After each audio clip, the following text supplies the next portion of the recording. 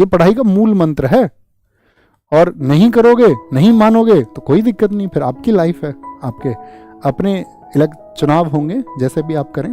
भी आप ये सोचने लग जाएं कि भाई भैया हमें एक बात बता दो कि मेरी तो जीएस मुझे याद नहीं होती, तो आप किसी टीचर से इस तरह की चीज़ें ना पूछें, क्योंकि दोस्त हमेशा अभ्यास हर चीज़ का हल है। अभ्यास और चीज़ों को दोहराना, मैंने शुरुआत में बताया आंद्रे अगासी का उदाहरण दे करके कि आप जिस चीज़ को दोहराएंगे वो आपका बेहतरीन हो जाएगा। आपका कोई विषय अगर आज कमज़ोर है ना, वो उसके कमज़ोर होने का कारण ये है कि आपने उस विषय को समय नहीं दिया होगा। अगर आपका मैथ स्ट्रांग है मान के चलिए, तो आपने मैथ को समय दिया होगा ना, इसीलिए तो स्ट्रांग हुआ, या खुद ही हो गया। रीजनिंग आपकी अच्छी है तो आपने उसको समझ लिया होगा, वो सभी की अच्छी हो जाती है दरअसल में। और आपका अगर मान के चलो आप बोले कि भैया मेरा तो जो है जीएस अच्छा नहीं है, तो आपने अब से पहले उसको रुचि नहीं दी होगी। 12वीं तक हम उसको पढ़ते नहीं, मैथ पढ़ते हैं, फिजिक्स पढ़ते हैं, आर्ट पढ़ते हैं, सामाजिक विज्ञान पढ़ते हैं, आपका बायोलॉजी पढ़ते हैं, ठीक है। तो साइंस तो थोड़ी बहुत साइंस बैकग्राउंड के बच्चे क्लियर होती है, लेकिन हिस्ट्री वो पढ़ा नहीं इतने दिनों तक, एक गैप हो गया।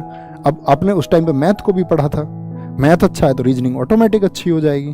तो कहने का मतलब है हमें जो समय खर्च करना है उस पर तो वो करना होगा ना।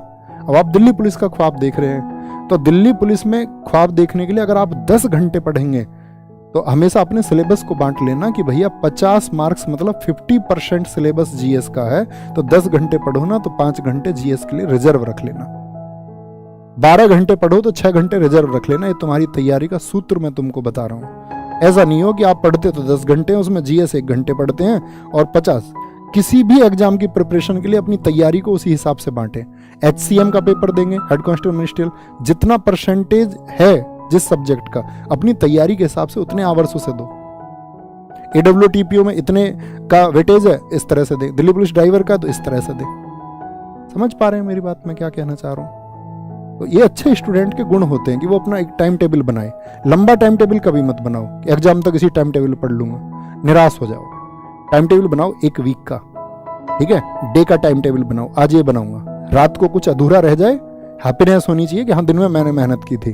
कुछ अधूरा रह जाए तब भी तो ये बोलो कोई नहीं, इसको नेक्स्ट डे कर लेंगे। उसके लिए निराश नहीं होना है कि मुझे तो ये करना था और मैंने ये नहीं किया। तो आपको आत्मविश्वास का मतलब होता है खुद की चीज़ों के साथ में खुश रहना कि हाँ मैं मेहनत कर रहा हूँ। रात को जाएं सोने तो ये सोच लें कि दिन कहीं व्यर्थ तो नहीं कर दिया। यही नए साल पे खुद से वादा करना कि समय बहुत कीमती है। ओके, बस यही चीज़ें मैं आपको समझा सकता हूँ, सिखा सकता हूँ। बैच में भी यही सिखाने का प्रयास करूँगा कि कैसे मतलब लाइफ में पढ़ाई तो ज़रूरी है ही, और उसके अलावा आपको अपना जीवन संतुलित कैसे करना है, ये बहुत ज़रूरी है। सफलता मिलती है, लोगों को मिलती है। बहुत बार बहुत सारे लोग योग्य होने के बाद भी सफल नहीं हो पाते। ठीक है, उसके बाद देखा जाएगा कि हम क्या कर सकते हैं। उसके बाद में फिर कुछ और चुनाव करेंगे, लेकिन अभी जो चुनाव हम कर रहे हैं उसमें पूरी ऊर्जा तो पहले लगाएं, तभी तो कुछ नतीजा मिलेगा।